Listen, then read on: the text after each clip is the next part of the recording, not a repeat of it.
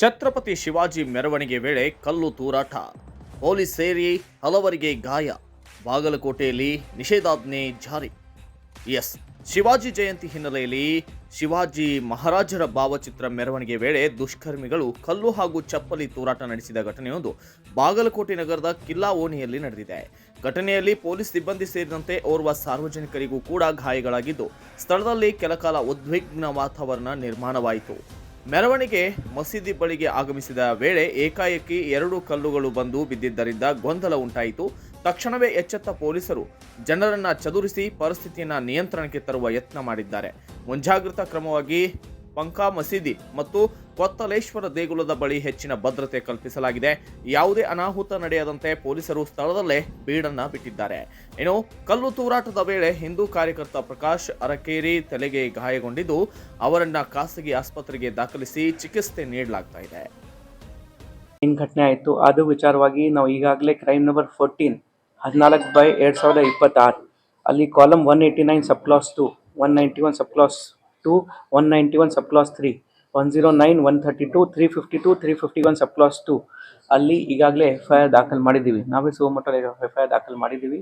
ಅದರ ವಿಚಾರವಾಗಿ ನಾವು ಈಗಾಗಲೇ 8 ಜನಕ್ಕೆ ಬಂಧನ ಮಾಡಿದ್ದೀವಿ.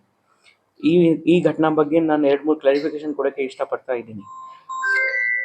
ಫಸ್ಟ್, ಇದು ಪ್ರೊಸೆಷನ್ ಶಿವಾಜಿ ಜಯಂತಿ ಪ್ರೊಸೆಷನ್ ನಡೀತಾ ಇತ್ತು. ಸುಮಾರು 4 ಗಂಟೆ 4:15 5 ಗಂಟೆಗೆ ಸ್ಟಾರ್ಟ್ ಆಯಿತು ಓಲ್ಡ್ ಟೌನಲ್ಲಿ. ಈ ಮಸೀದಿ ಮುಂದೆ ಪ್ರೊಸೆಷನ್ ಬರೋಕ್ಕಿಂತ ಮುಂಚೆನೇ ಈ ಘಟನೆ ನಡೆದಿದೆ. ಈ ಘಟನೆ ಎಕ್ಸಾಕ್ಟ್ ಟೈಮ್ 10:06 10 ಗಂಟೆ 6 ನಿಮಿಷಕ್ಕೆ ನಡೆದಿದೆ.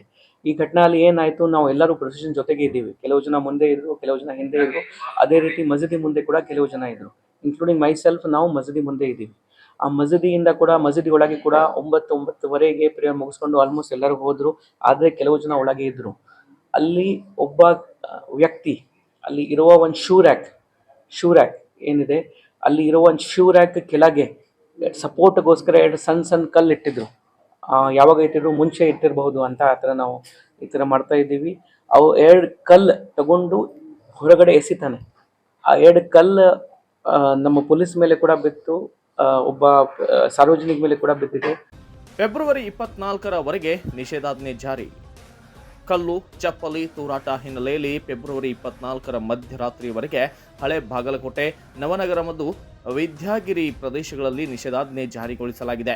ಬಾಗಲಕೋಟೆ ಉಪವಿಭಾಗಾಧಿಕಾರಿ ಸಂತೋಷ್ ಜಗಲಾಸರ್ ಆದೇಶ ಹೊರಡಿಸಿದ್ದು, ಸಾರ್ವಜನಿಕ ಸ್ಥಳದಲ್ಲಿ 4ಕ್ಕಿಂತ ಹೆಚ್ಚು ಜನ ಸೇರುವುದನ್ನು ನಿಷೇಧಿಸಲಾಗಿದೆ.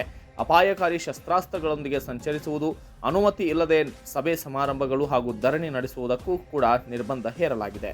ನಗರದಲ್ಲಿ ಸದ್ಯ ಪರಿಸ್ಥಿತಿ ನಿಯಂತ್ರಣದಲ್ಲಿದ್ದು, ಹೆಚ್ಚುವರಿ ಪೊಲೀಸ್ ಭದ್ರತೆ ಮುಂದುವರೆದಿದೆ. Bureau report, Kannada Janashri news, Bagalkot.